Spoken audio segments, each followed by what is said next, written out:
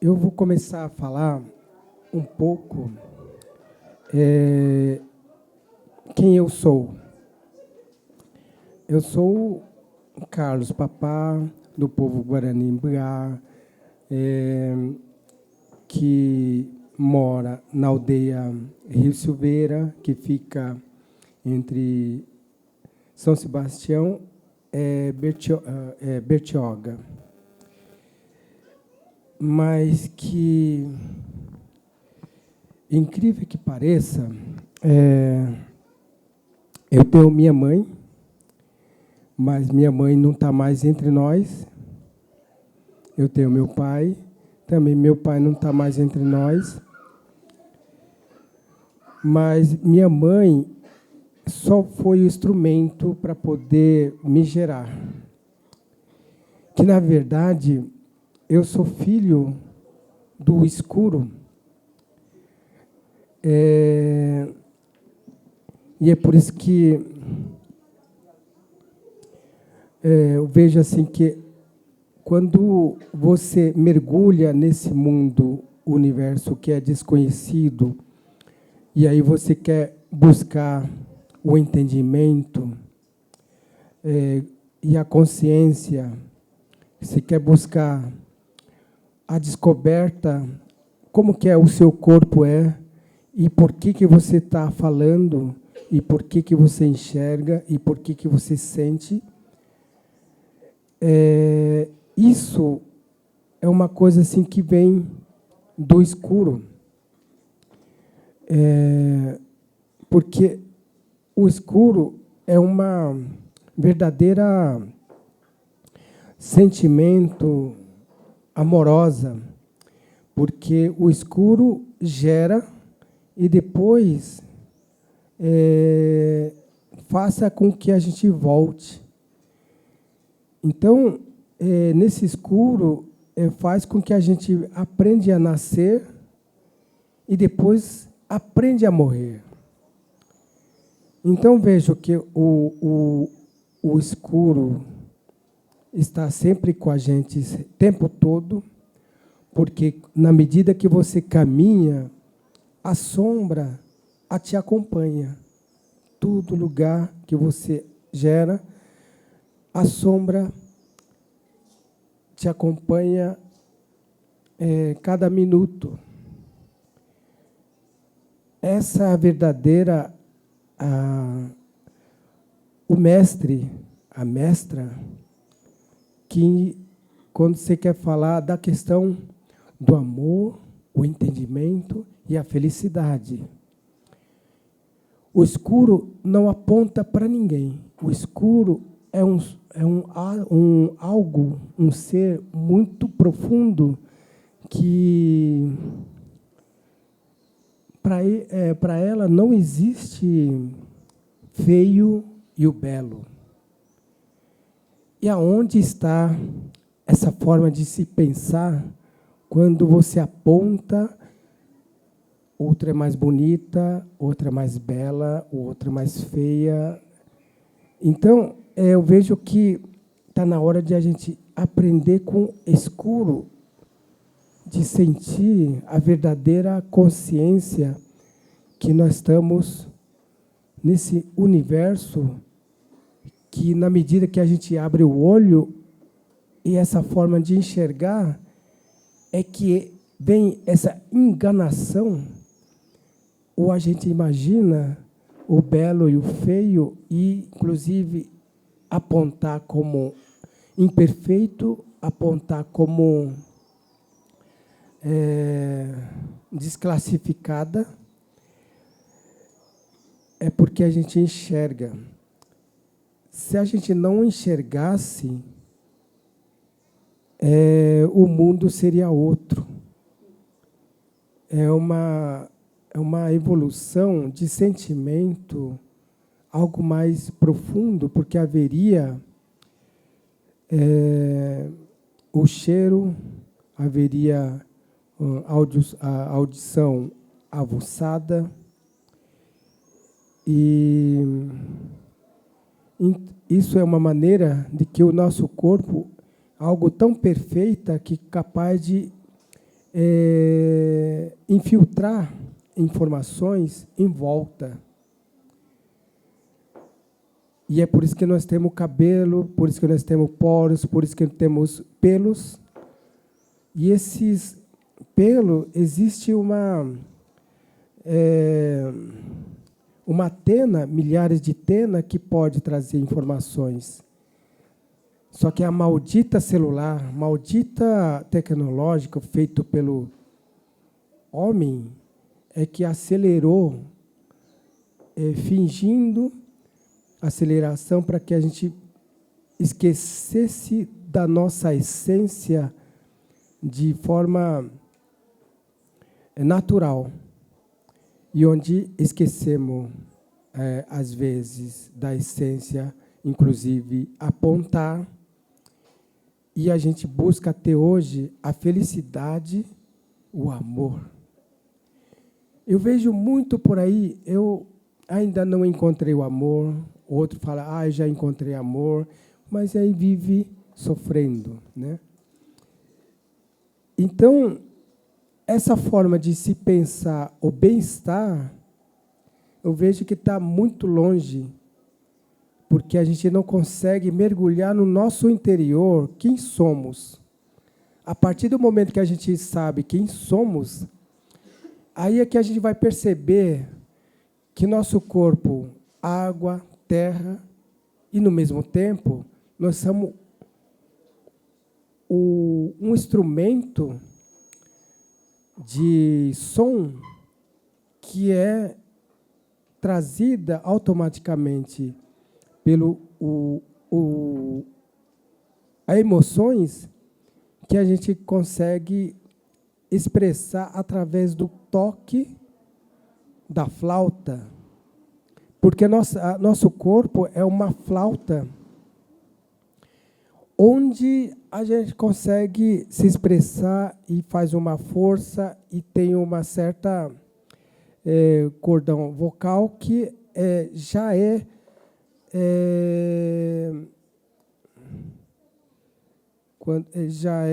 afinada. Quando você quer falar mais um pouquinho mais grosso, né? Então, todas as coisas são preparadas, o corpo está pronto. Mas nós, humanos, esquecemos de usar essa flauta que nós temos no nosso corpo. E é por isso que até hoje buscamos tal de felicidade, amor, até mesmo, digamos, respeito o próximo, porque a gente enxerga. A partir do momento que você enxerga, a gente tem esse dom de apontar. A partir do momento que você aponta, traz essa razão, a razão e moral. E, com isso, a gente esquecemos do nosso escuro interior. Quem somos, na verdade, o que eu estou fazendo aqui?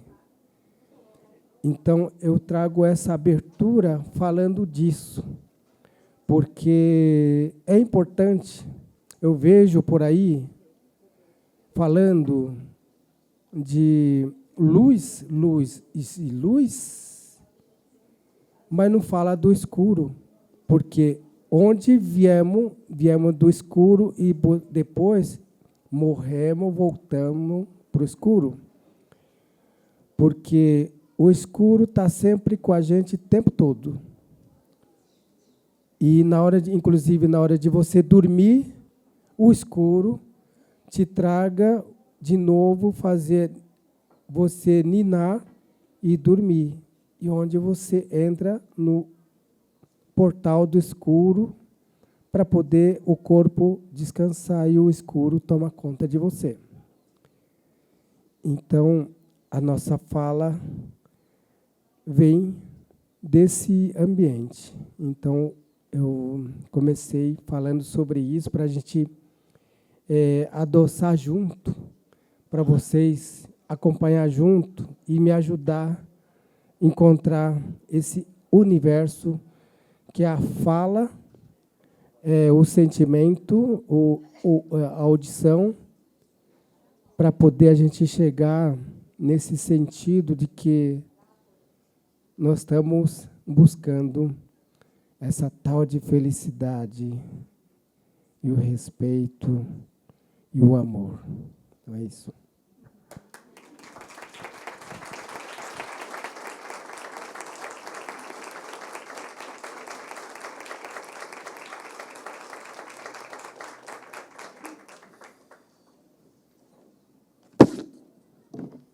Bom, oi?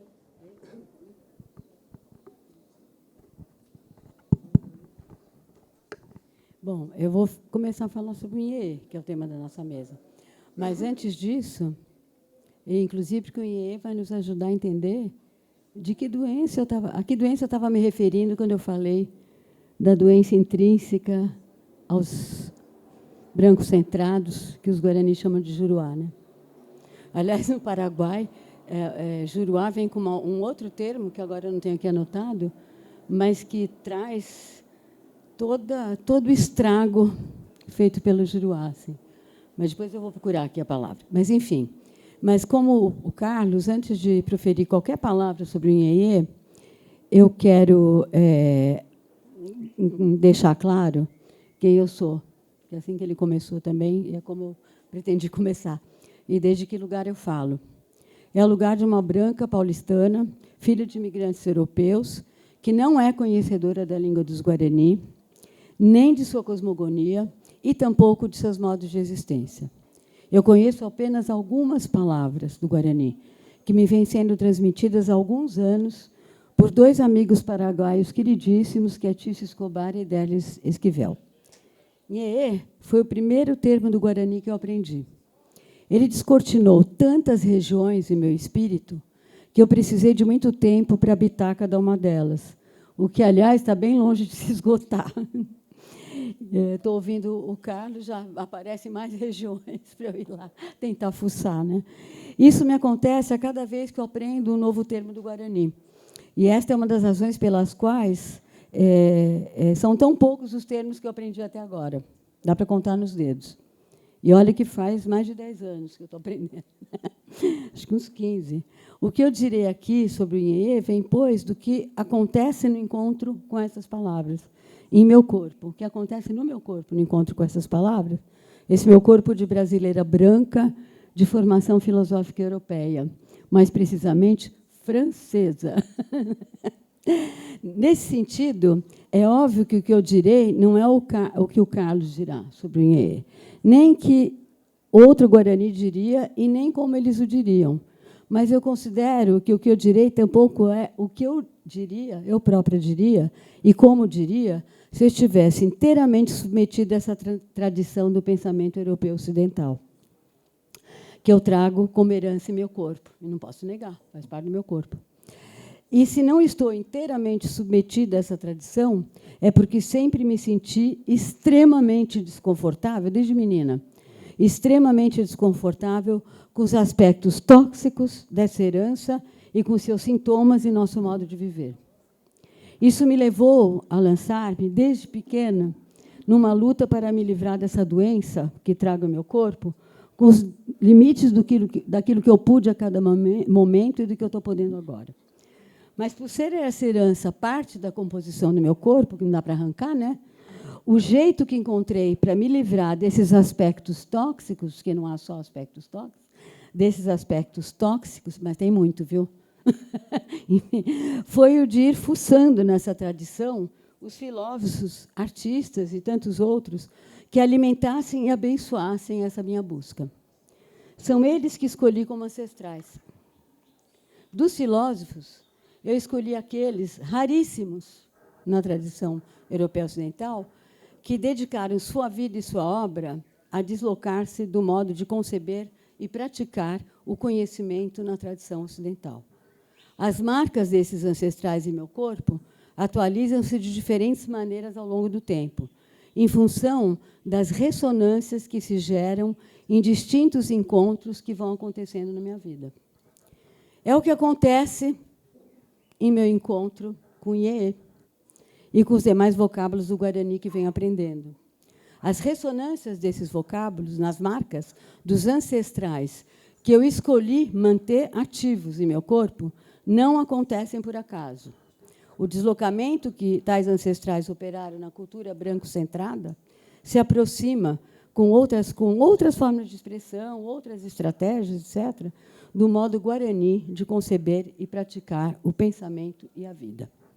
São essas ressonâncias que ficam convocando meu espírito por um tempo, a cada vez que aprendo um novo termo guarani, até encontrar as palavras portadoras da pulsação do que é gerado no meu corpo nesse encontro.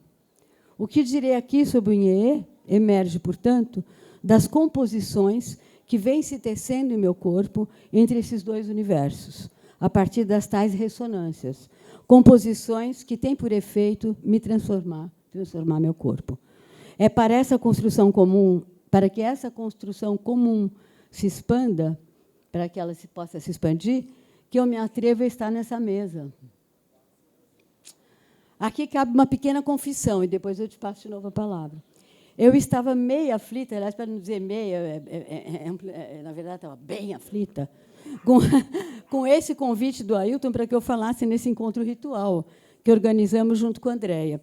Nós três, né? Já que, a meu ver, só indígenas deveriam estar falando aqui. Só ontem, escutando tudo que escutei, que foi incrível, teve muita coisa, escutando o que eu escutei, né? Eu entendi por que ele me jogou nessa arapuca. Cadê o desgraçado? Está lá. Aonde? Ah, está ali. Tá bom. Se entendi bem, isso me aliviou muito, viu? Eu quero muito compartilhar isso com vocês, porque acho que serve para nós todos branquinhos, Juruá, que está aqui, tá? Se eu entendi bem, é para que eu me engajasse mais plenamente nessa construção que acabo de mencionar, tão necessária, que não dá para transformar essa merda só de um lado. Então, o Juruá tem um trabalho gigantesco pela frente, certo? Bom, muito bem. Então, se eu entendi bem, é para que eu me engajasse mais plenamente nessa construção que eu acabo de mencionar, podendo levar o recado indígena para os brancos, que os guaranis chamam de Juruá, né? Com mais conhecimento daquilo que nos traz esse recado. Entendi que, nessa construção comum, minha função principal é o trabalho clínico-político no campo do Juruá, a tal da resistência espiritual, como a Alteci falou ontem. Cadê a Alteci? Alteci, quero te olhar. Maravilhoso que ela falou. Aliás, todos, né? Ela chamou de resistência espiritual, né? O que direi sobre o Inhê nos ajudará a compreender de que doença eu estou falando. Mas, antes de proferir... Gente, estou repetindo o que eu falei antes. Juruá, se não tem o papel, né? É que não dava, eu estava muito aflita. Né? Não dava para improvisar. Tá bom. Então, retomando aqui. Resistência espiritual. Resistência espiritual. Na verdade, eu gosto muito dessa tarefa, sabia? Pois, no fundo, é o que eu sempre fiz. Com diferentes parceiros, dos diferentes campos entre os quais eu fui nomadizando ao longo da minha vida, escolhendo os novos territórios em função das ressonâncias que eu ia encontrando nesses territórios para aquilo que eu estava buscando. Eu nomadizei de vários territórios, né? Entre vários territórios. E me agrada especialmente desenvolver, vou confessar, vou dizer a verdade, me agrada especialmente desenvolver essa tarefa no campo do movimento indígena, que, junto com o movimento negro, são os territórios dos quais escolhi me aproximar na última década e meia, pelo fato de que é neles que eu tenho encontrado as ressonâncias que me levam o mais longe possível naquilo que eu posso nessa tarefa, nesse momento. Bom, dito isso, eu volto a palavra para o Ricardo.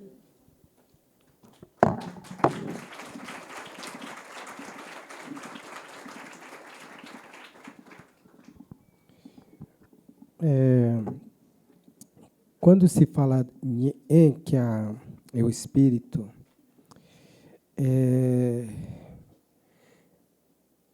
esse Nhe seria o espírito do som. Todas as coisas que você vai mexer, por exemplo, aqui tem um barulhinho. Todos eles têm um som, têm uma capacidade de emitir o som, porque tem uma vida, ou até mesmo fora disso, pode...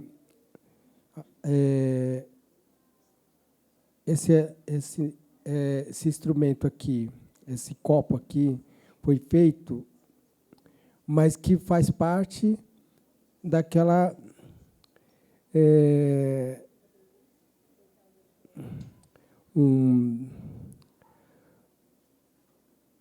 faz parte daquela areia que foi feita, mas que tem, mesmo assim, ele tem um som, mas que ele faz parte do mundo espiritual daquela universo.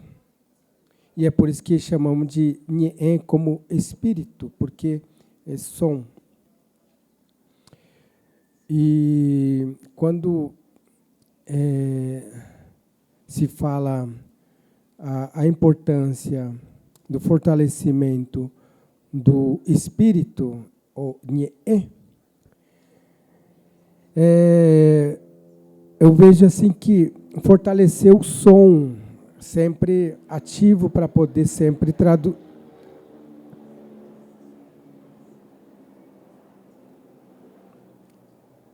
Sempre manter essa força para continuar falando e cantando ou gritando, né?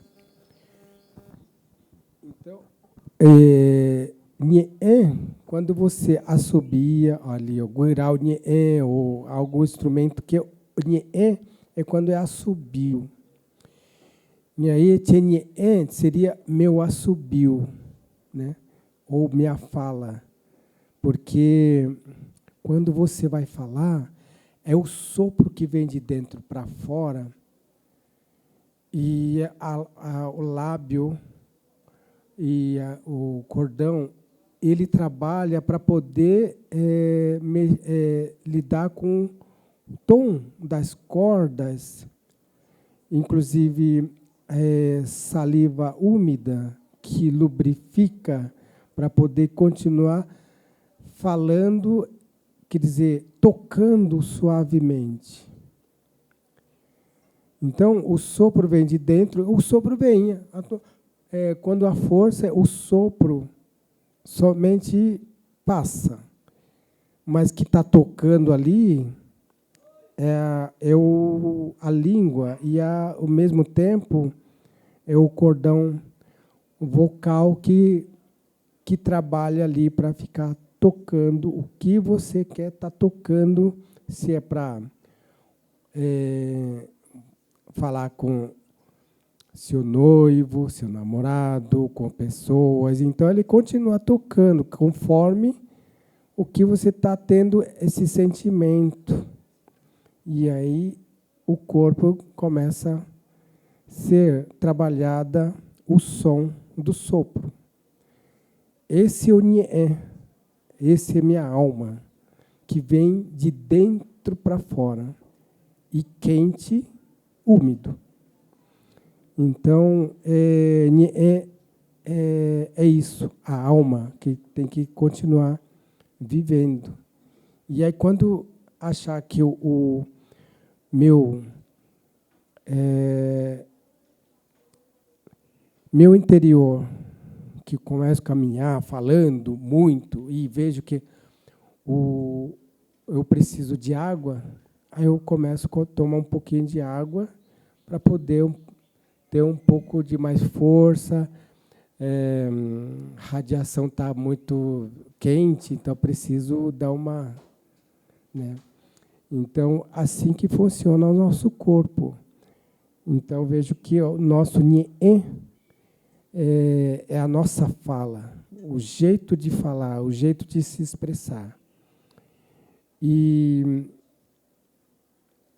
assobio.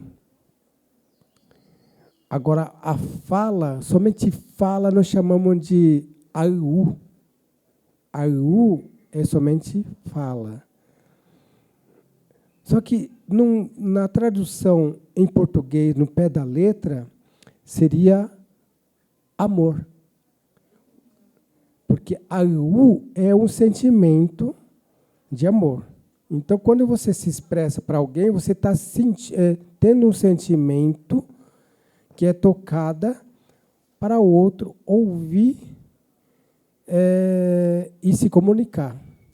Então, para nós, fala, o que é fala? Né? E a gente fala assim, amor, qual que é a tua amor?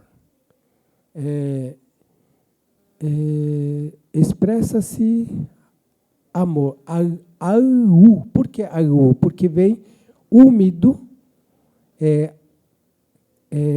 vem com água, e o sopro quente e o sentimento junto. Então, o sentimento para fora, que é trazido com de forma de toque, de flauta, e a pessoa ouça e entende que a flauta está sendo tocada para esse fim. Então, esse é o nosso Nhe. Se Nhe for embora, nosso respiro para, não tem mais som. O som acabou. Então, isso quando se fala do espírito, quando o espírito vai embora e o corpo fica. Né? E Juruá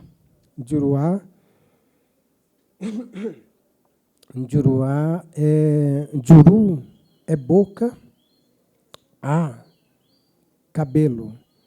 Então, acham que os nossos ancestrais, quando olhavam, os Juruá com barba muito grande. Então, era boca com muito cabelo. Né? Então, por isso que chamavam esse Juruá, né? Com a boca de cabelo. Né? Então, mais ou menos isso.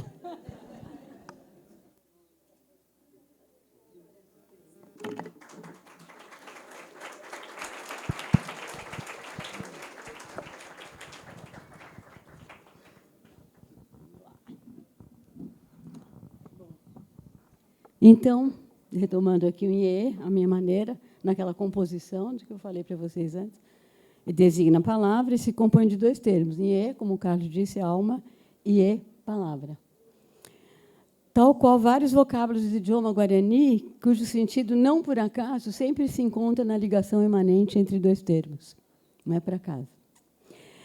Isso indica que, para os guarani, palavra e alma são potencialmente inseparáveis, o que vale para todo tipo de linguagem, não só para a linguagem verbal no humano e nem só para a linguagem humana.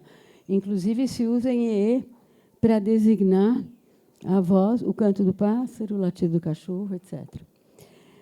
Com qualificativos que se agregam para designar de palavra de quem. Né? Para preservar essa inseparabilidade potencial entre palavra e alma, eu tenho proposto traduzir Nhe por palavralma, o que dá para fazer em português, em espanhol, mas não dá para fazer em francês, nem em inglês, nem nada. Palavralma. Palavralma. Já aqui surgem 3 perguntas. Mas o que é alma para os guarani? Essa noção tão distorcida, neutralizada e instrumentalizada na tradição ocidental. Alma. É até cafona falar alma, né? De tão emporcalhada que essa palavra foi, não é mesmo? E por que, segunda pergunta, e por que, para os guarani, palavra e alma são inseparáveis? E por que só são inseparáveis potencialmente e não necessariamente inseparáveis? A terceira pergunta é: quais são as consequências distintas dos fatos de palavra e alma estarem juntas ou separadas. E, afinal, por que isso importa? Né?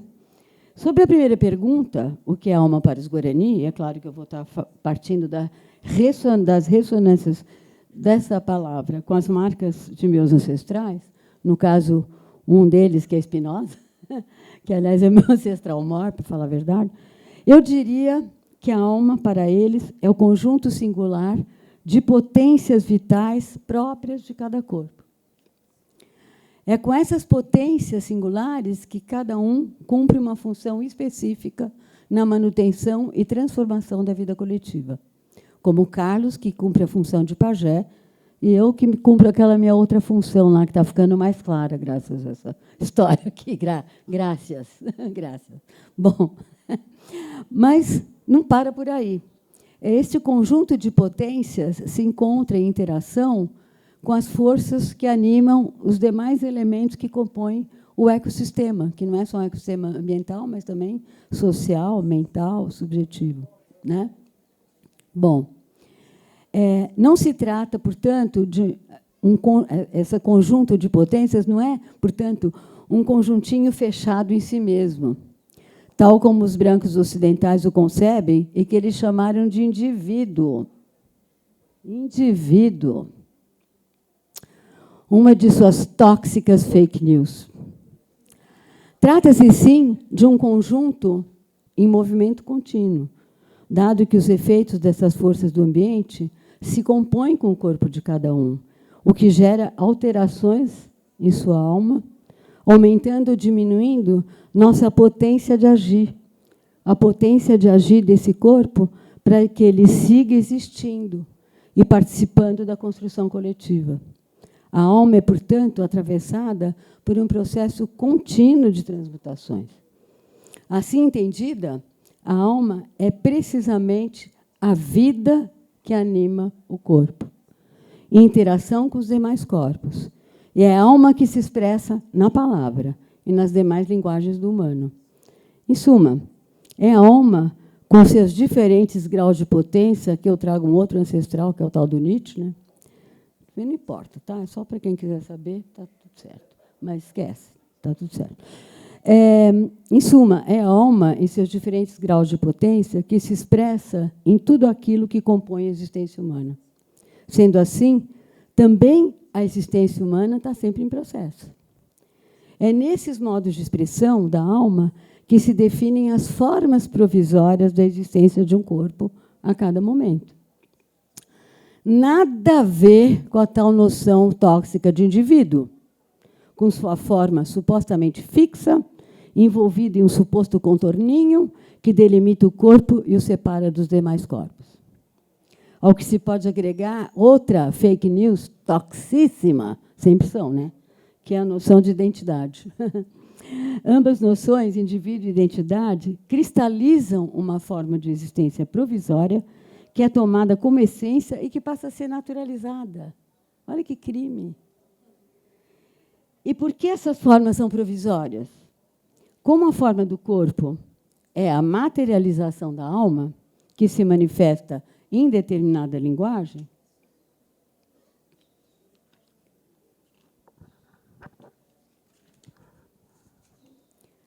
as transmutações da alma, mutações da alma, né, provocam potencialmente transfigurações da linguagem, condição para trazer à existência essas mutações da alma. Por ser assim, é que para os Guarani, tal como eu entendo, alma e linguagem são potencialmente inseparáveis. Isso que eu acabo de dizer já me leva para uma possível resposta à segunda pergunta. Mas por que alma e palavra são potencialmente e não necessariamente inseparáveis? É porque, quando elas se separam, o processo necessário para que elas voltem a se juntar, já mudadas, já transfiguradas, pode não acontecer. Pode não acontecer. O que, para os Guarani, tem seríssimas consequências. Para eles, a separação entre linguagem e alma é nada mais, nada menos do que a causa de todas as doenças, sejam elas físicas ou espirituais.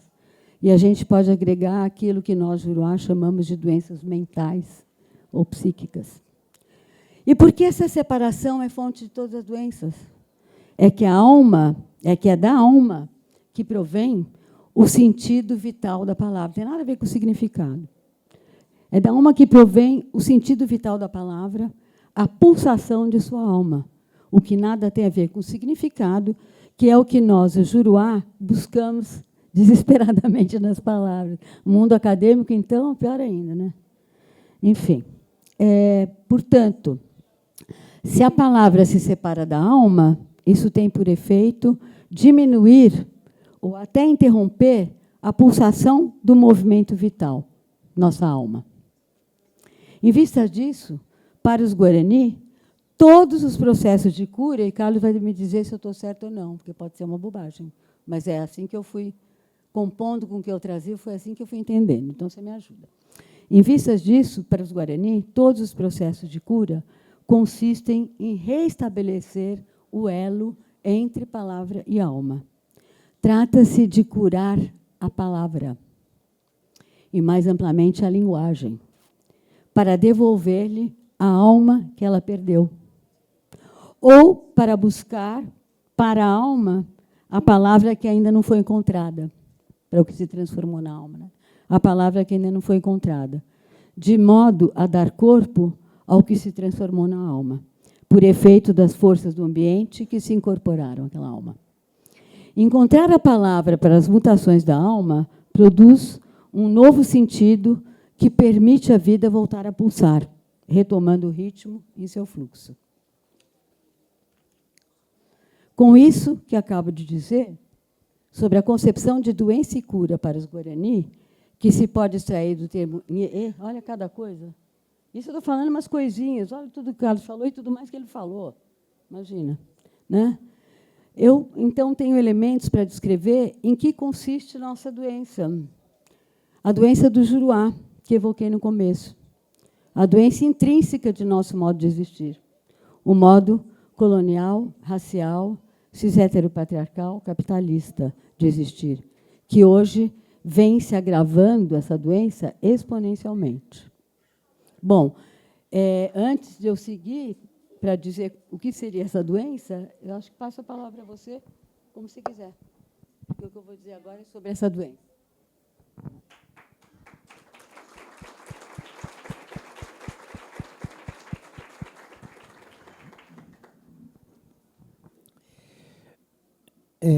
Eu vejo assim que, a partir do momento que a gente sofre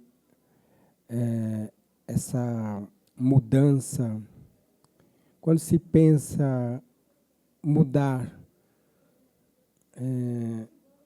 por uma coisa que você acha que conhece,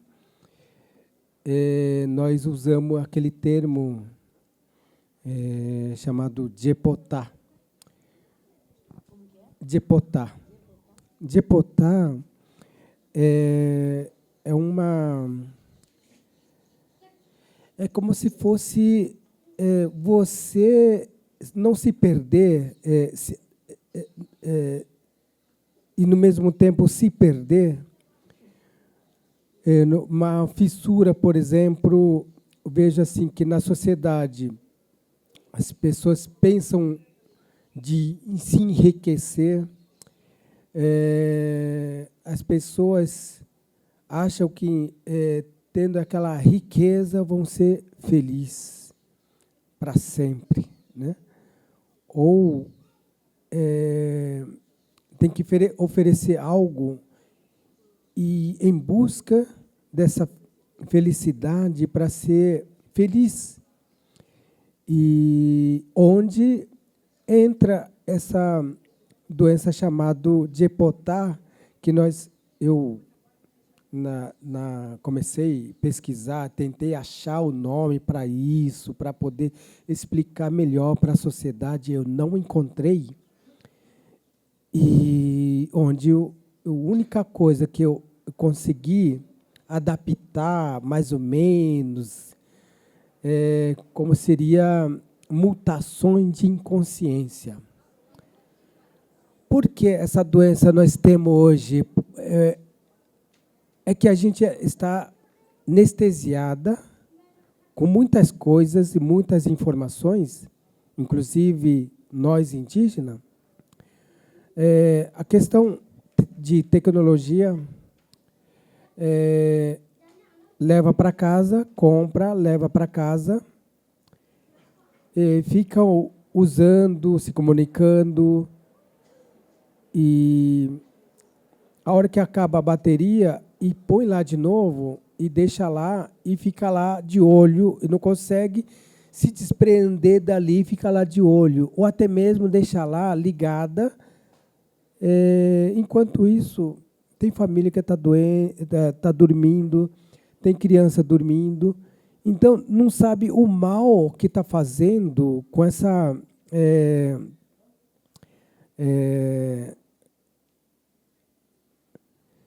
tem uma palavra que tem uma aí vocês que me ajuda quando radiação, isso. Então, a radiação está ali, o outro está usando o celular ali, o outro lá dormindo. Então, não sabe o mal que está fazendo ali, inclusive para ele, né? E também não sabe o mal que está fazendo para as abelhas, porque as abelhas também têm uma antena que precisa ter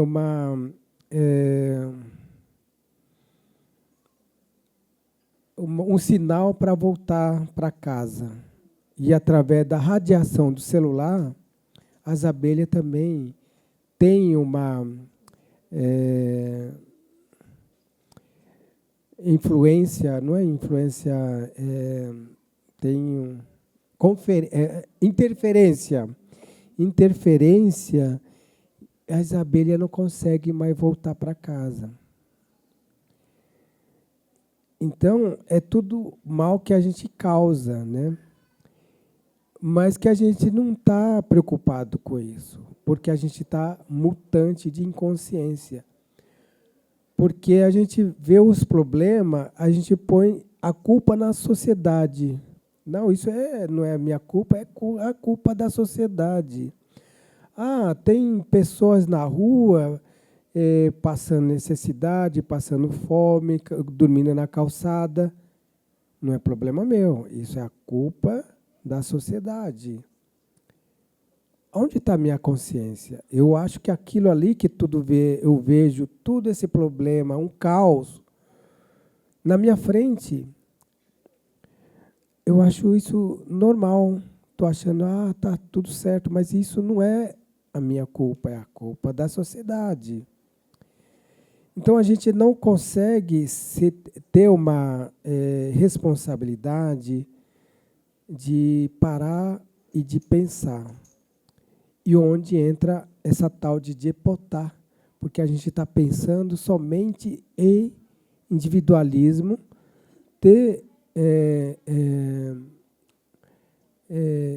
querer as coisas. Quanto mais coisas a gente tiver, mais coisas queremos, né?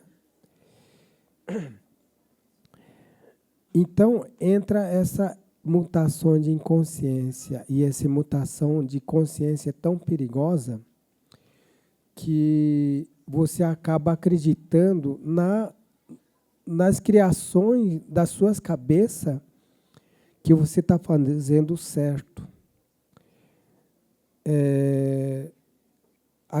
Por exemplo, se defecar no banheiro, mas aí a gente dá o descarga e a gente se livrou daquilo, mas a gente não sabe, depois disso, vai para a água, lá está matando os peixes, está matando as plantas, está matando o rio, e está tirando o mundo da lontra, está tirando o mundo dos jacarés, enfim. Inclusive, a gente precisa de água. Mas a gente não pensa disso, a gente não está pensando. A gente quer se livrar disso. Isso são mutações de doença que temos que a gente acha isso tudo normal, está tudo certo, está tudo da maneira que foi projetada esse projeto de vida humana. E sendo que esse projeto de vida humana está doente, está tendo essa mutação de inconsciência muito forte, porque está achando isso tudo normal. A gente procura alguém responsável, não a gente. Sempre tem que ter alguém responsável. Então, onde falamos de Dipotá. Dipotá são esse. Um Dipotá que são um espírito que domina a gente, fazer com que a gente seja anestesiada e achar que aquilo tudo normal. Isso não é comigo, é do outro. E sendo que a gente está na mesma merda, mas a gente acha que a gente não está. Então é isso.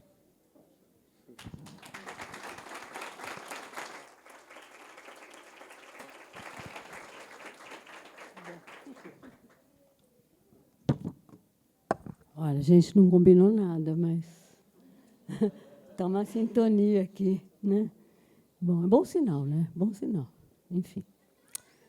Bom, uma das engrenagens centrais responsáveis pela produção desse modo de existência que o Carlos está descrevendo, o modo de existência do Juruá, tem por função exatamente nos separar da alma. Essa é a engrenagem principal dessa merda, nessa esfera. Né? Ou seja, nos separar de nossa experiência enquanto corpo vivo, elemento de um ecossistema ambiental, social e mental, entre todos seus outros elementos diversos. Né? Essa separação nos constitui, por princípio, como doentes. Iepotá, acabei de aprender. Adorei, vou procurar mais. O termo Iê nos indica que estamos separados, que estarmos separados dessa experiência é altamente tóxico. Tóxico, né? Tóxico. Altamente tóxico. Porque nos priva do acesso aos efeitos em nosso corpo das forças dos demais elementos do ecossistema. O que é que eles nos sopram? E como isso chega ao nosso corpo, né? Mas por que esse acesso é essencial? Ele é essencial para que nosso espírito, que é a nossa potência de pensar, para que nosso espírito possa ouvir o que nos dizem as forças que compõem o ecossistema, tal como elas se apresentam nos efeitos que elas provocam em nosso corpo. Condição para que o espírito possa decifrar o que nos acontece a cada momento. E quando estamos destituídos desse acesso a esses efeitos, né, e surdos ao que eles estão nos soprando, para produzir um sentido, para que o espírito produza um sentido, ele tende a associar a causa do que está nos acontecendo a representações de que ele dispõe em seu repertório cultural para projetá-los sobre essa causa, produzindo, assim, ideias inadequadas acerca daquilo que nos acontece. O espírito deixa de ser ativo para tornar-se reativo. Puta merda, né? Mas a coisa não para por aí. Esse modo de ser, e nossa doença, que lhe é intrínseca, se agrava mais ainda por conta do tipo de repertório cultural de que o espírito dispõe em nossa cultura. O fato é que esse repertório se baseia em duas fake news inventadas pela Europa Ocidental. A primeira é a ficção mentirosa de que a existência humana seguiria uma espécie de programa universal de desenvolvimento. Agora, toda vez que eu falo a palavra desenvolvimento, eu lembro do Nego Bispo, que merda que ele foi embora, cara. Né? puta que pariu. Porque Nego Bispo, uma das vezes, ele falou assim, eu odeio essa palavra de desenvolvimento, o Jurá fica dizendo que tem desenvolvimento, porque desenvolvimento é desenvolvimento, separação palavra-alma. Putz, eu sou do povo do envolvimento, ele falou. Bom, o modelo máximo, então, desse suposto desenvolvimento, dessa escala progressiva, progresso, né, desenvolvimento, seria o modo de existência das elites coloniais, Juruá, que hoje são as elites do mercado financeiro. Vai mudando, né, a carinha? Mas é a mesma merda. Essa primeira fake news é inseparável da segunda fake news. E essa segunda fake news sustenta essa primeira, tá? Que é a noção de raça aplicada à espécie humana que não existia antes do final do século XVI, gente. Tá? E não por acaso ela foi introduzida no final do século XVI, essa fake news, né?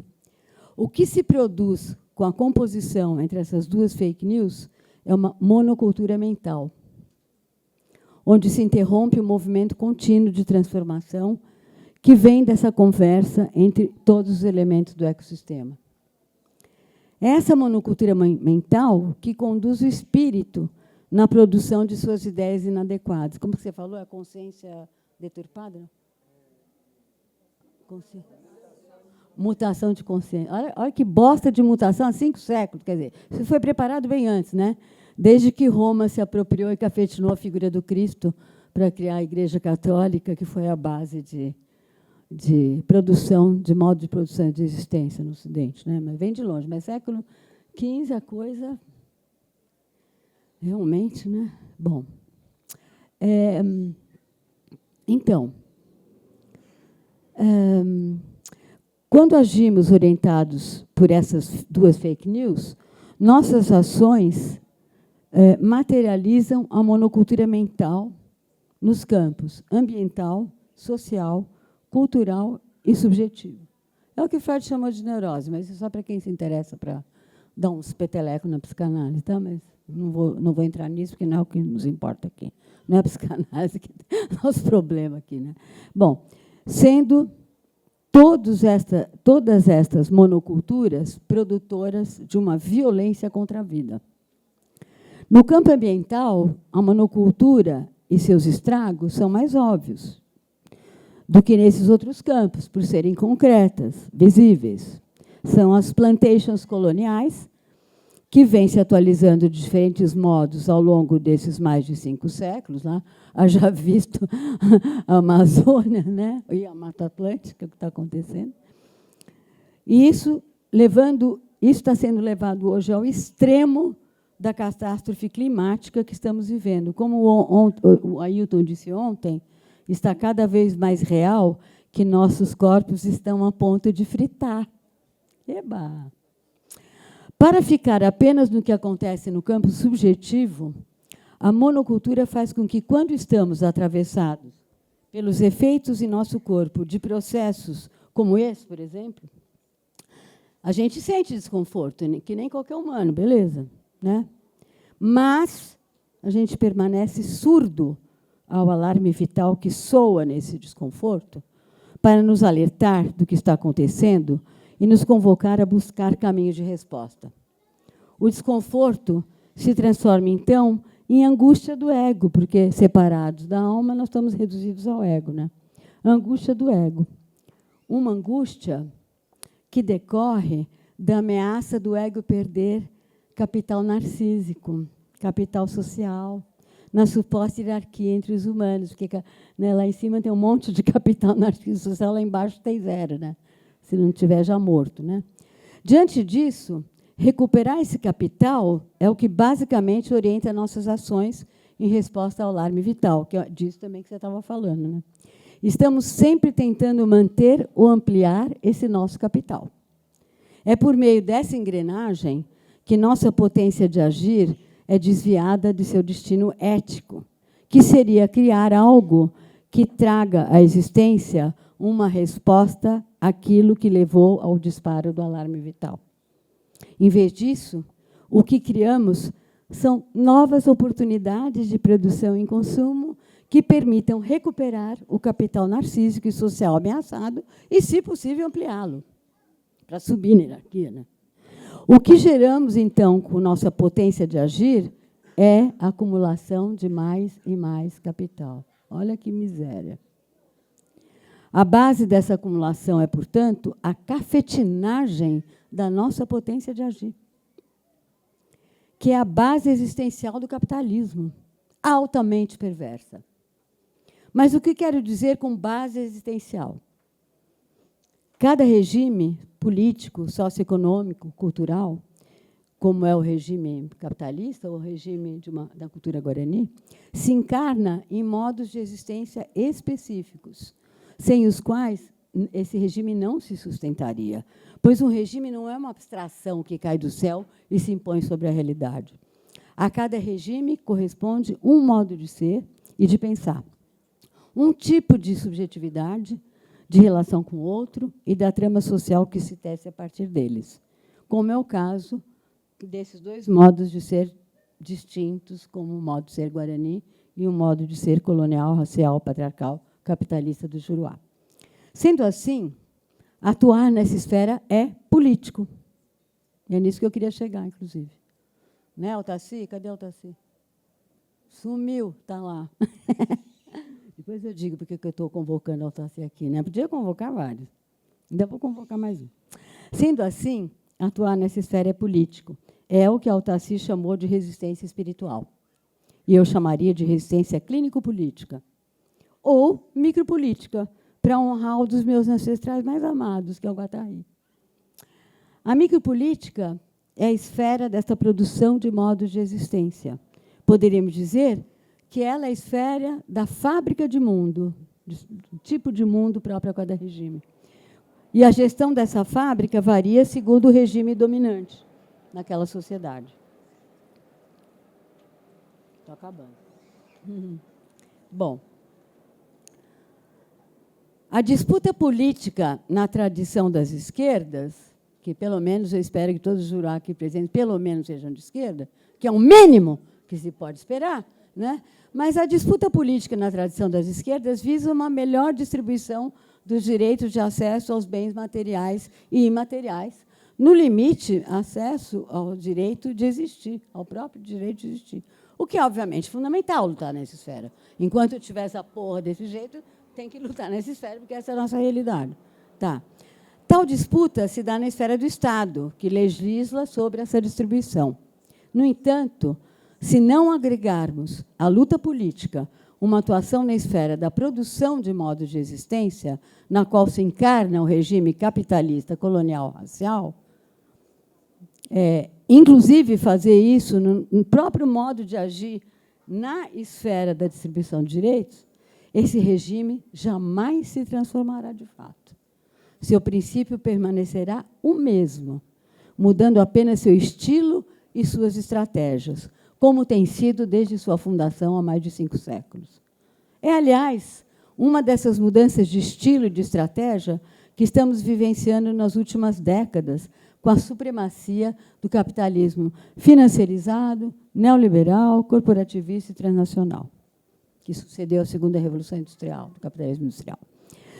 Nessa nova fase do regime capitalista, no qual ele adquiriu um poder globalitário muito maior do que já tinha antes, e também é graças a essas tecnologias que você tanto está trazendo e insistindo, o que elas nos fazem, a perversão que é intrínseca a esse regime, na esfera micropolítica, se refinou significativamente e vem atingindo graus de violência dos mais assustadores. Se as esquerdas estão perdidas e não sabem como responder a essas novas estratégias, é porque também elas estão submetidas ao mesmo modo de produção da existência juruá. Diferentemente dos indígenas, que, com seu outro modo de existência, atuam simultaneamente nas duas esferas da política. Altaci, por exemplo, atua assim muito potentemente na esfera micropolítica, e ela tem uma função no Ministério dos Povos Indígenas, gente. Bom, tivemos um exemplo disso aqui, de como os indígenas atuam nessas duas dimensões, né? Um dos líderes, o Davi, que falou ontem, não sei se ele está aí. Davi está aí? Não. Acho que não, né? Depois vocês contam para ele, que eu adorei isso que ele falou. Tá? Bom, então, um desses líderes, o Davi, que ouvimos ontem, nos contou que, quando ele começou o ativismo dele como liderança, né, quando ele se confrontou com os juruá opressores, quando ele tinha que se confrontar com os juruá opressores, que ocupam funções de poder no Estado, ele aprendeu que, se sua palavra expressasse a raiva de sua condição de vítima, nada se movia. E ele foi entendendo que tinha que parar para pensar. Conectar-se com a alma, né? De modo a encontrar a palavra que terá poder de pressionar seu interlocutor na disputa. Uma palavra que não vem do lugar da vítima, que foi silenciada, e seu ódio, mas vem de um outro lugar, que foge do script dominante e arrasta consigo os parceiros de cena, os opressores, que não têm como responder. Está falando de um outro lugar? E agora? Né? A partir de seu papel, não tem como responder se eles se mantiverem no seu personagem, nesse script. Né? Bom, para dizer de modo curto e grosso, Davi nos mostrou que, em vez de dar voz ao lugar de fala em sua condição de vítima, temos que falar a partir de um outro lugar. Em suma, enfrentar o atual estado de coisas não se reduz a pressionar o Estado e, no limite, tomar seu comando em mãos, mas implica em tomar em mãos, igualmente, o comando da fábrica de mundos, mudando radicalmente sua gestão. E agora, para terminar, eu diria o seguinte: qual seria a meta dessa nova gestão? Trata-se de reflorestar os campos mental, subjetivo, social e ambiental. Cumprir essa meta depende de uma orquestração entre os corpos que se compõem daquilo que pode cada um, com suas potências e linguagens singulares. Exercer o mais plenamente possível o que pode cada corpo é nossa responsabilidade ética nessa tarefa coletiva incontornável que hoje se impõe com a máxima urgência, sabendo que esse reflorestamento se choca e continuará se chocando com barreiras das mais violentas. É só assim que temos alguma chance, alguma. Antes que seja tarde demais, o Ailton já acha que é tarde demais, né? Essa é uma das nossas conversas. Eu sempre tenho um certo otimismo, não, vai rolar. Né? Bom, é só assim que temos alguma chance, antes que seja tarde demais, de criar as condições para a elaboração de um novo pacto social, distinto do pacto colonial, genocida e escravocrata que funda esse país e que se mantém em seu comando até hoje. É isso que eu tinha a dizer.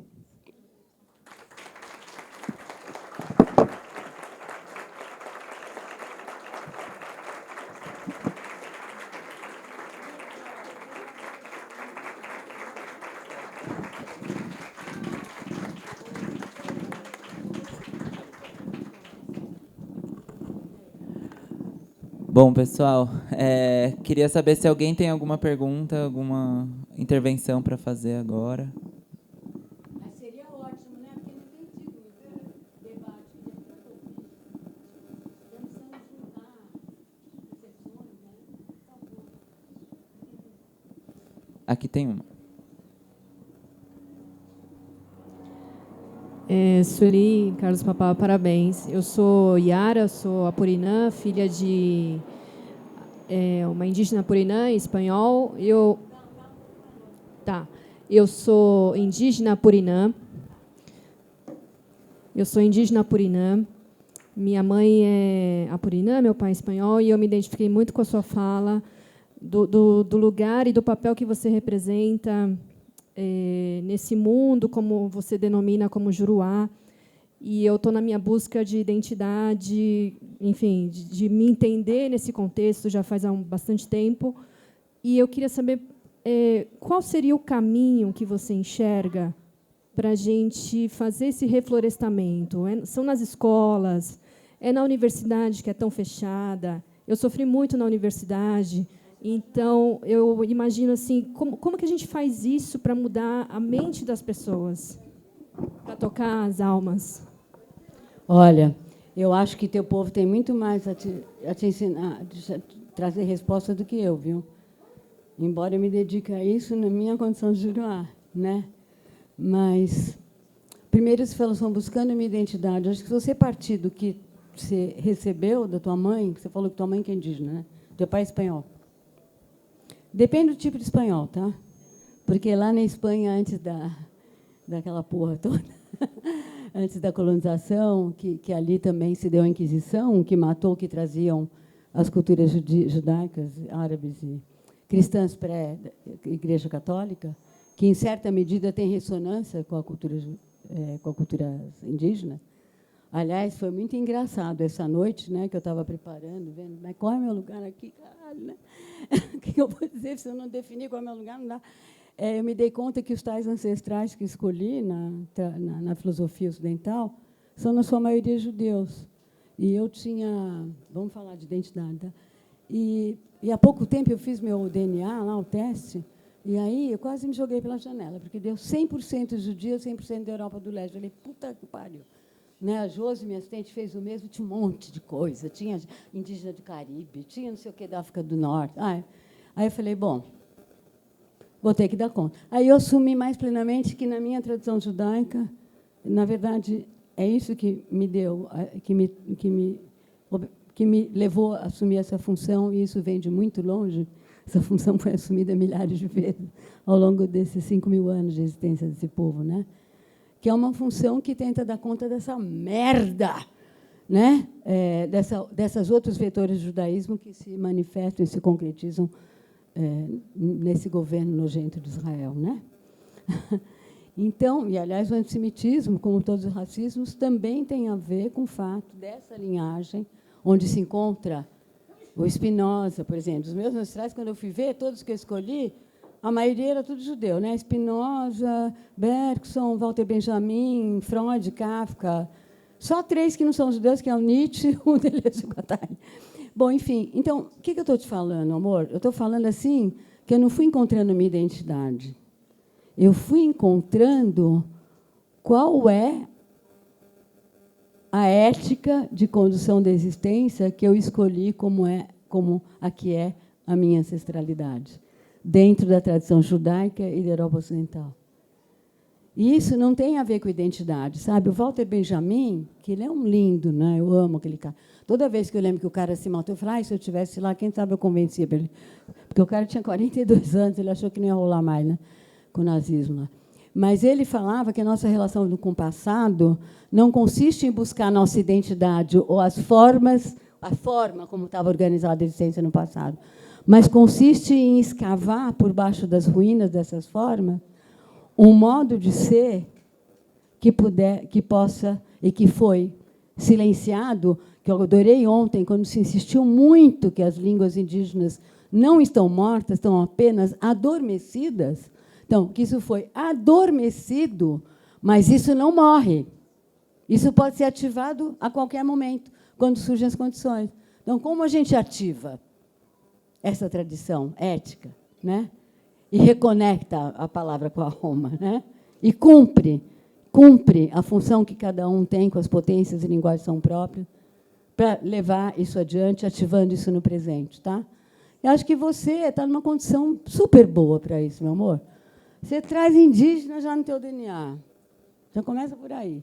Então, tudo que você está buscando como resposta já está aí.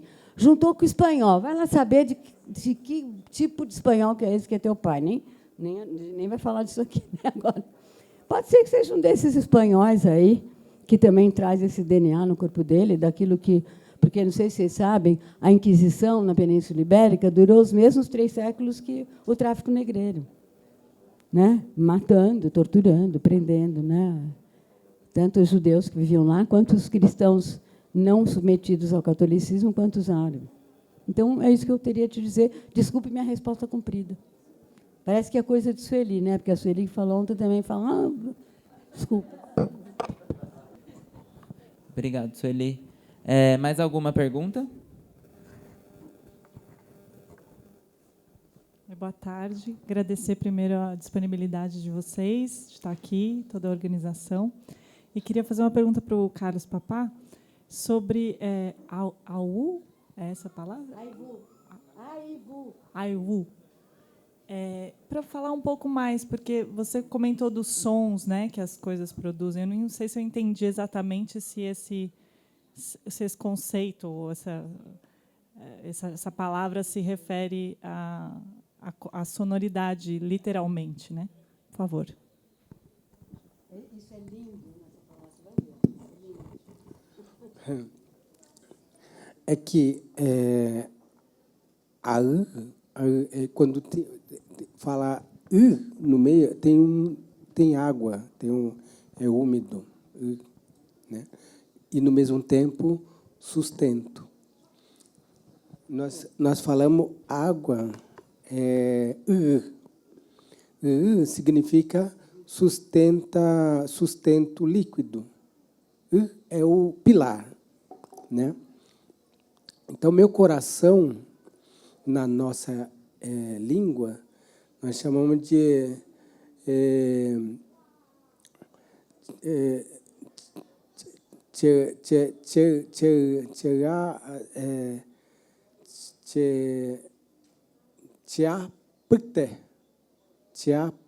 porque o pilar, ele o segura tudo, né? Que é o pilar que sustenta. Então, então, quer dizer, onde tudo tem vida, né? Que está o espírito, né? O sentimento, tudo guardadinho aqui. Então,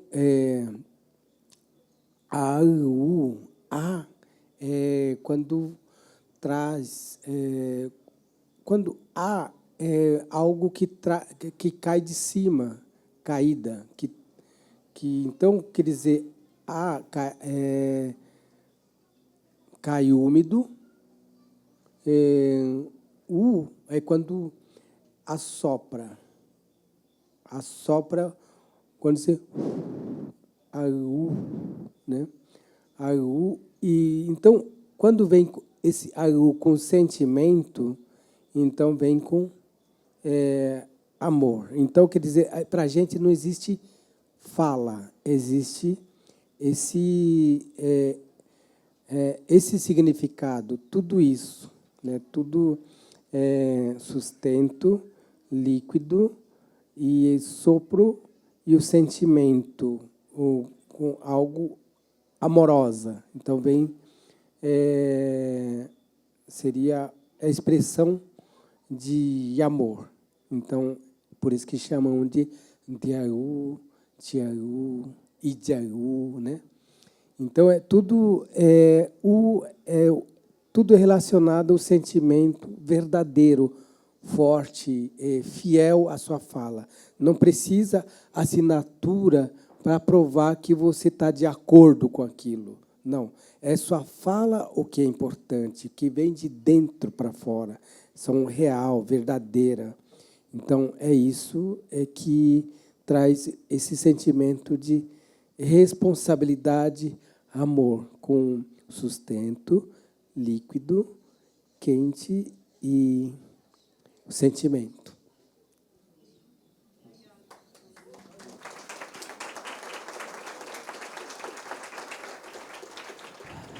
Reveté, papá. Queria agradecer, né, a contribuição de vocês dois aqui nesse diálogo. Tem mais perguntas, né? Mas a gente queria também propor, né, nesse momento agora, que... Oi? Tem mais perguntas? Tá, calma, então. Então, vamos, então, só mais 2 perguntas, pode ser? Lá atrás e uma aqui? Isso, então tá. Então, só peço para a gente tentar fazer breve, tá? Não é uma pergunta, é uma manifestação.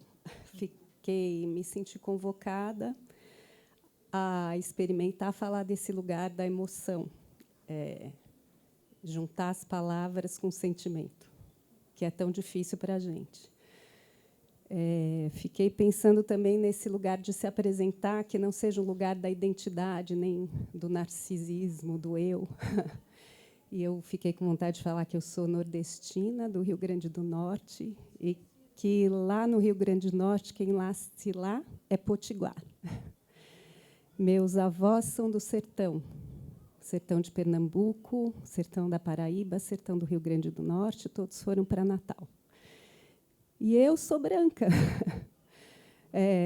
Fui criada branca, na escola branca, na Universidade Branca, Juruá, mas eu sinto uma convocação, e eu acho que todos nós aqui sentimos uma convocação de experimentar a possibilidade de existir de um outro modo. Então, essa mesa e todos esses 2 dias que eu estive aqui, eu quero agradecer do meu coração, porque a gente vai experimentando, acho que essa mesa, com as sintonias e com as dissonâncias, né, de tom de voz, de ritmo, tão diferente, e encontrar algo comum que nos faça imaginar outros mundos possíveis. Eu quero só agradecer muito de coração.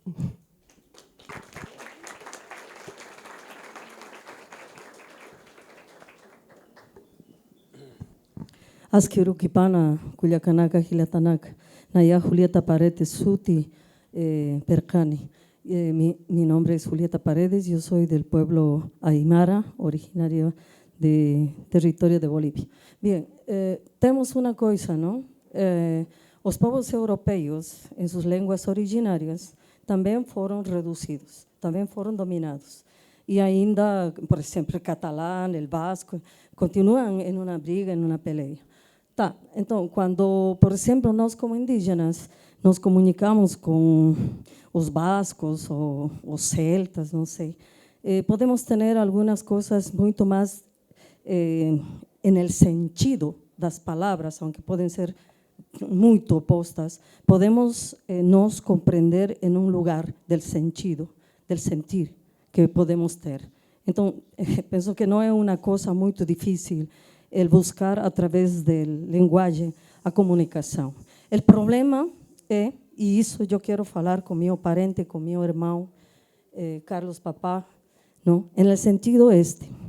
O problema é que os sons han servido para dominação, para criar, simbolizar e aceitar colonialmente a dominação.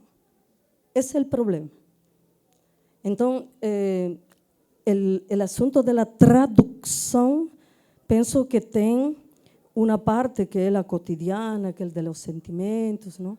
Mas penso que também, e sentimos nós, também dentro de lo que é o movimento que aqui nossos parentes conhecem, como mulheres indígenas, desde nossa história, essa é a nossa preocupação. Como as palavras, mesmo em Aymara, em meu idioma, Guarani também temos nós parentes guaranis em Bolívia, e em los nossos próprios idiomas, hoje não se instaura novamente palavras que jerarquizem, palavras que reduzcam e nos hagam entender que agora também nossas línguas podem formar parte da inclusão em uma tradução que não põe em questão um sistema de morte.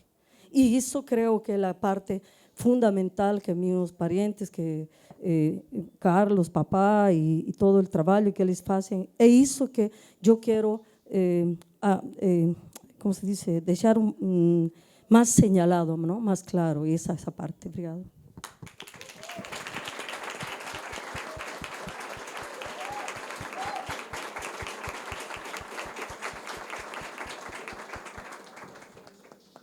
Eu só queria comentar uma coisa, mas não para desenvolver, só para a gente pensar depois, que a própria tradução de Tecoporã, cujo sentido existe em mais de 80 línguas indígenas, com outros termos, por bem viver, que inclusive está na apresentação da nossa mesa, bem viver, essa tradução que foi feita pelo Jurá, não chega nem aos pés da complexidade e da importância da palavra Tecoporã. Mas isso fica para conversar depois. Tem vários exemplos disso que nossa amiga acaba de dizer, né?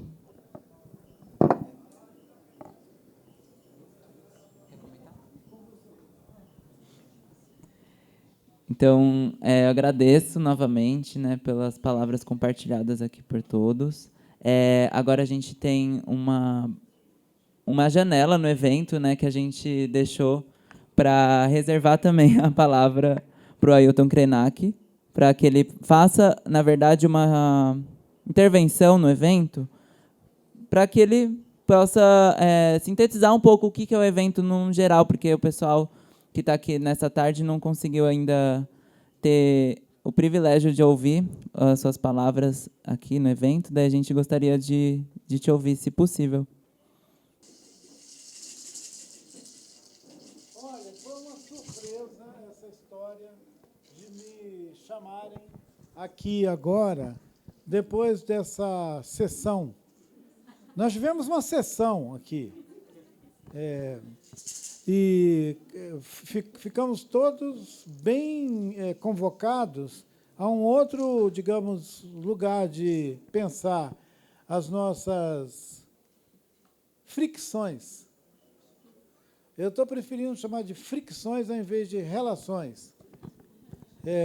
Nós estamos por aí, nos movendo de dentro de identidades, nos movendo de dentro de autoimagem, nos movendo diante de uma terrível provocação o tempo inteiro para nos perguntar o que eu estou fazendo aqui. Essa pergunta, ela parece que ela disparou de uma maneira tão simultânea de tantos lugares do mundo que ela pode sugerir mesmo que nós estamos passando por uma erosão grave da nossa capacidade de se imaginar. Vamos pensar numa poiese. Quer dizer, a gente perdeu a capacidade de inventar mundo. É uma perda da nossa capacidade de inventar mundos. O Papá e a Sueli convocaram a gente a um tipo de observação que é muito complexa, né? Eu fico imaginando que aqui tem muitos leitores da Sueli e que eles podem se apoiar em referências que ela já ofereceu para vocês, para perceber aquele abismo que se constitui entre aquilo que nós estamos vivendo aqui agora e a queda, né?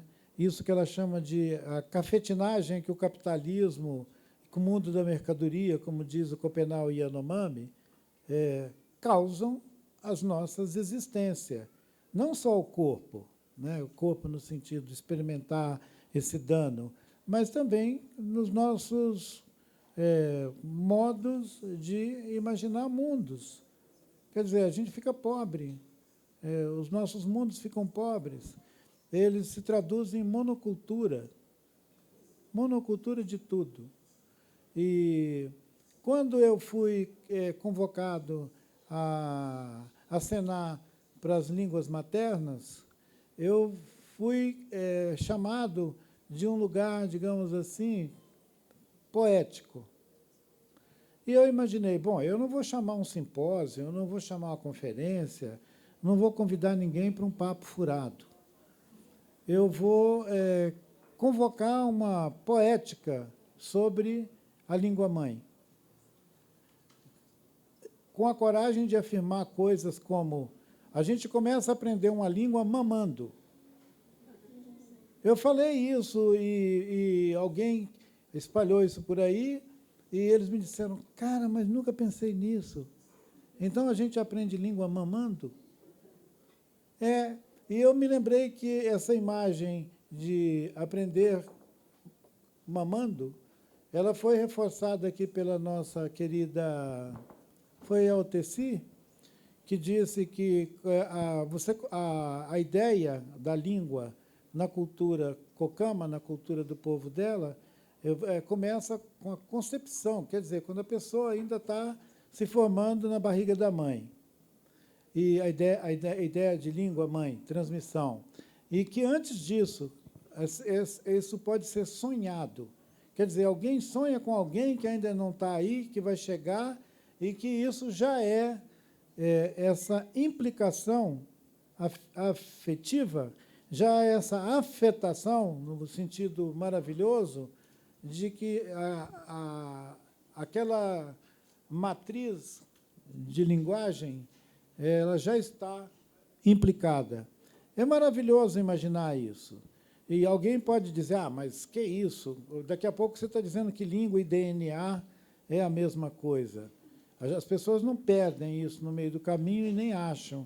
Ora, nós estamos aqui exatamente para provocar fricções, para a gente ver se tem alguma coisa nesse balaio que a gente mobiliza que cai de lá de dentro e a gente fala, olha que raridade, agora eu percebi por que me faz tanta falta entender a cantiga que a minha avó cantava para a gente dormir. O que era aquela frase, aquela palavra que a minha mãe cantava para a gente esquecer o medo? Que poder que essas palavras têm de tirar a gente do abismo? Se essas palavras têm esse maravilhamento, se elas têm essa potência, é porque elas vêm de um outro lugar que a gente não tem a autorização para produzir. Quer dizer, a gente não está autorizado a produzir essas experiências a não ser no campo dos afetos. Essa história de uma escola que ensina língua, ela serve tanto ao século XXI quanto a antropologia serviu ao século XX.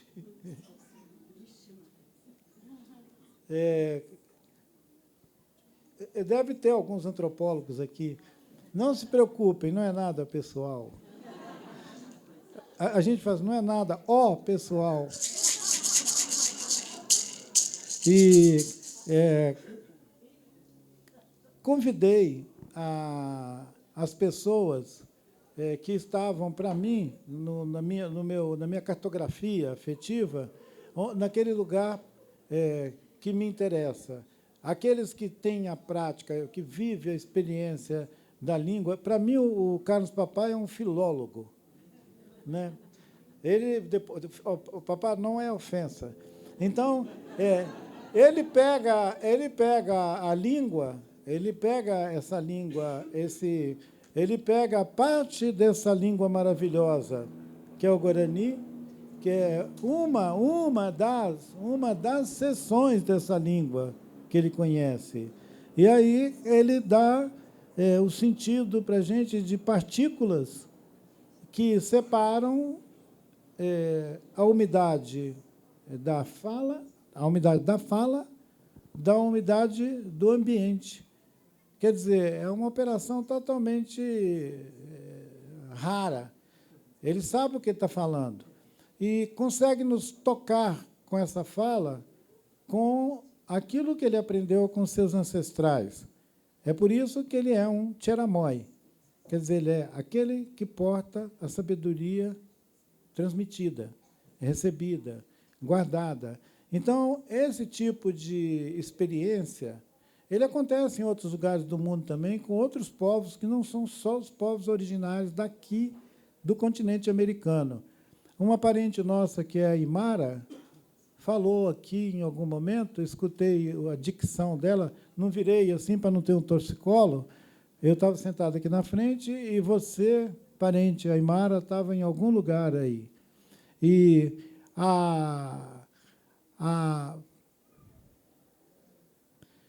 saludos.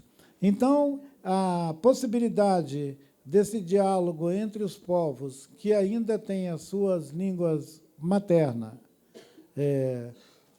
Em contextos de alta comunicação entre os membros daquele povo e tudo, é muito diferente da experiência que dezenas de povos indígenas aqui no nosso país vivem, que é de não ter, como usou o termo minha amiga Ana Sueli, não ter a língua materna como língua de comunicação.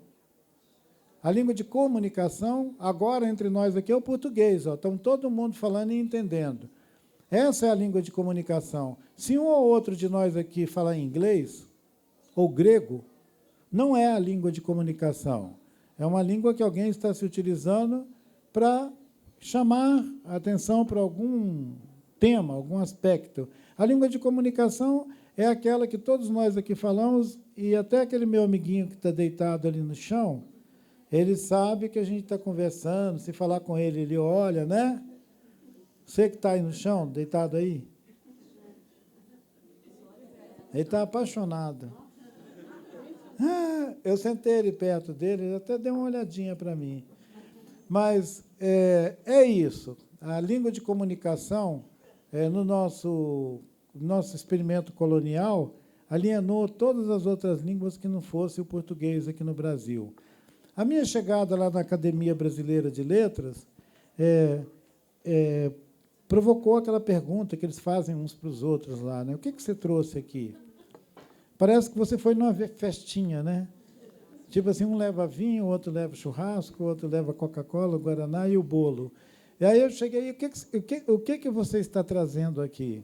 Não deu outra. Eu falei com eles, eu citei o Mário de Andrade, aquele poema do Mário, Sou 300 e tal, e falei com eles, eu não sou 300, eu sou uma pessoa, sou apenas eu mesmo, mas eu trago comigo 305 povos.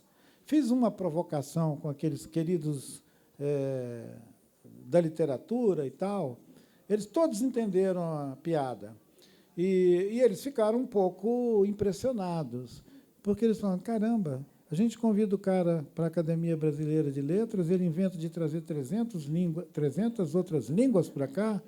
Será que vai caber todo mundo? Será que a gente vai sobrar? O que será de nós? Então, mas foi uma acolhida simpática e eu fico muito feliz quando eu vejo aquilo que a gente eventualmente identifica como coincidência, mas que não é coincidência, né? A Sueli já citou o Nego Bispo aqui. Viva Nego Bispo! Ele deixou para a gente uma expressão genial que é confluências. Aí ele explicava, confluência não é coincidência, nada está coincidindo. E também não é convergência. Isso aí é para o pessoal que ficou tentando convergir nos últimos 500 anos, com esse negócio de direita, esquerda, convergência, divergência. A Sueli, por exemplo, ela gosta de provocar os outros com esse negócio de convergência. Então, o Nego Bispo fala, isso não existe, confluências. Essa falou também que detesta a palavra influência, confluências. Então, é isso, né? Aí, a oportunidade de ter sido indicado a um prêmio da Fundação Príncipe Claus, ou Príncipe Claus Fund, que está representado pela minha querida amiga Fariba, e por outras pessoas que fazem essa experiência desse Move Lab, um laboratório que se move, um laboratório nômade que anda por aí, ou nômade laboratório, que no Marrocos, no Egito, em outras regiões do mundo, provoca experimentos como esse aqui. Um assunto que é da pauta local, entra numa conversa geral, convoca todo mundo e promove essa espécie de foco em cima do assunto. Eu fico maravilhado com a possibilidade de juntar a provocação da Academia Brasileira de Letras e a oportunidade de abrir essa conversa, esse rito conversa sobre a língua-mãe. Juntou uma poética sobre o tema E eu acho que vai dar samba. Vai. Eu acho que todo mundo que mexeu com a língua até agora vai ter que mexer de outro jeito.